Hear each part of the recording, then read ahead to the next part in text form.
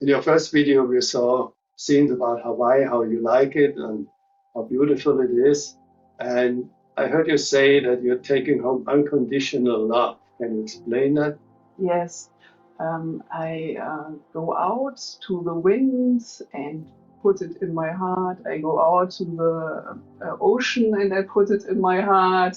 And everything outside, I put it in my heart and go back to Switzerland with these emotions in my heart.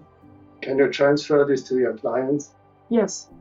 To my clients, I will give them the wind, the ocean, the feeling of grounded with Mother Earth and the heaven, and